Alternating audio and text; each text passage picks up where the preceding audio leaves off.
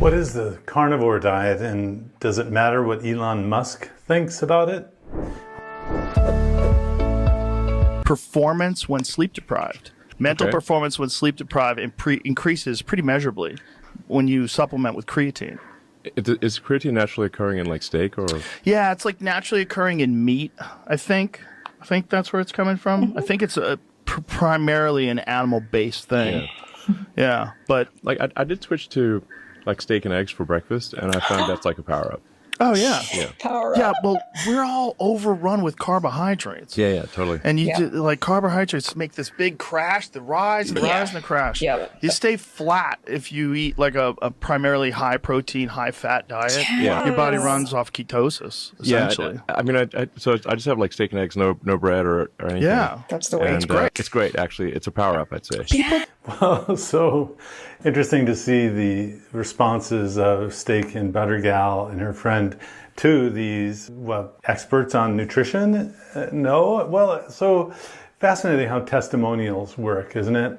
How you might have someone who knows nothing about nutrition, but they're entrepreneurs and they can get a company to make a rocket to rival what a government used to be able to do, and suddenly they're put into positions of being experts on everything. Well, you would hope that they get great expert advice about everything. I mean, certainly money is not the issue, but we've seen through the years people who have all the money in the world do some crazy things in terms of nutrition. But so here we're watching a massive internet influencer, Joe Rogan, explain a carnivore diet, use the term ketosis, which is actually pretty sophisticated, and yet they're not quite sure if creatine is in meat. Well, of course it is. And, I guess they're saying you don't have to get it from a powder or a supplement at the gyms. And then fascinating to hear a power-up breakfast being steak and eggs, which means not only are you getting the nutrition you need, but you're not bringing the power down by breaking ketosis with the carbs.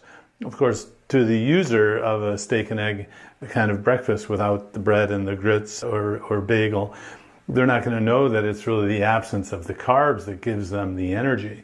It seems like it's the egg and the bacon or whatever you're doing that doesn't have carbs in it, when really it's the absence of those carbs that make you feel good. Even not eating anything in the morning would be just fine by me, because it doesn't turn off the ketosis or turn off the fat burning from the night before. But okay, so now we have testimonials from people, and there's no question testimonials are influential. Should they be? No, not really. But if you walk the talk and you are influencing lots of people, I'm glad they're talking about this. People dismiss this whole carnivore diet thing because in our heads, there's a lot of this that put this thing out there that animal agriculture is the #1 contributor to global warming. Yeah, it's rubbish. It's not true. Bullshit. It's hot bullshit. Matter. Not only is it hot bullshit, but the real problem is factory farming. Exactly. Regenerative farming is carbon neutral if it doesn't sequester carbon. The animals are not going to make any difference to global warming. None. No, it's zero. horseshit. Zero, nothing. Do you think that that's just propaganda because of people that have a vested interest in like plant-based meat products and things along those lines, green energy? I think it's part of it. You're generally going to get people pushing to avoid meat. Like some people just, maybe they've got a financial interest.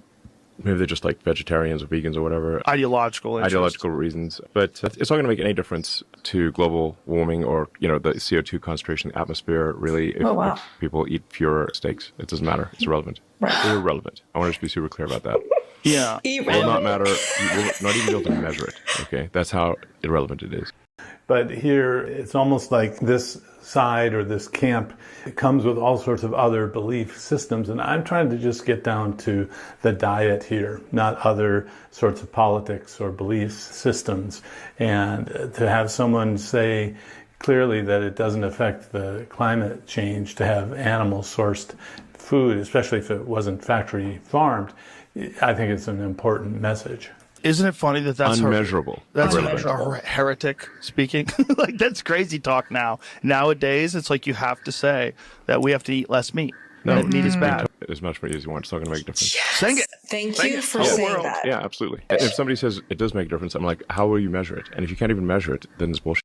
I also want us to go one step further and talk a little bit about what this could mean to heal humanity. We both have tried the whole vegan movement, vegan lifestyle, where all of the people and the celebrities definitely do vouch for the vegan diet and saying it is the best diet for the environment. It's the best diet, not just for the environment, but also for human bodies. And I'll speak for myself first. The amount of damage that eating vegan caused on my hormones, my physical health, my mental health, I lost my period. So I essentially just became infertile. That's devastating for a young woman. I started veganism when I was 18 and I was vegan for 6 years. So up until 24. And those are the years that I could have developed even more as a young woman. So if there's anything that I say in response to what Elon and Joe briefly talked about when it comes to eating meat, is that if you're a woman and you're contemplating even a little bit about going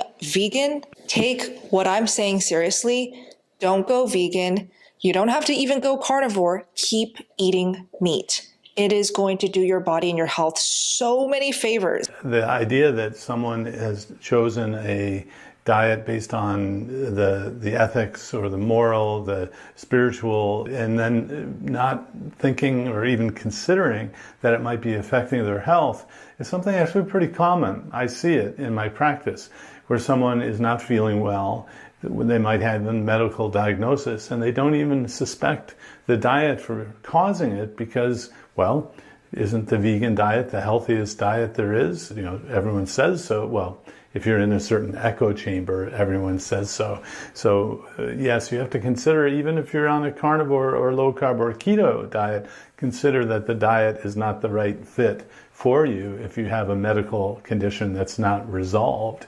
So I think there are lots of different ways to be healthy, but I've seen people get kind of brainwashed into thinking that I'd rather save the earth and go through and not consider that the health problems that I have are from the diet. And now we're getting some pushback on whether it will save the earth at all. So not a rare thing for Steak and ButterGal to have improvement of these medical conditions by doing a low carb carnivore type of diet. For me, my energy has increased. My energy is way more stable throughout the day. I'm not having crashes. I do require less sleep. I have more energy. That's very interesting. My ability to exercise and work out has increased. I had to increase my incline. I had to increase my speed. I lowered my body fat. She's literally aging in reverse. The vegan lifestyle, there is a lot of shame and thrown at people that do leave the vegan life. Oh, yeah. Because they are told also that they were never vegan. Yeah. I have been told that myself. And if you believe in something so much and you're doing it to the full extent, you try everything, to be told by somebody else that you never did it correctly is not only not true, but honor your own experience. Absolutely. And fully believe that what your body is telling you and what you're experiencing is actually something that, oh, maybe I need to look into, is this diet actually working for me? Is this lifestyle working for me? Mm-hmm. Is me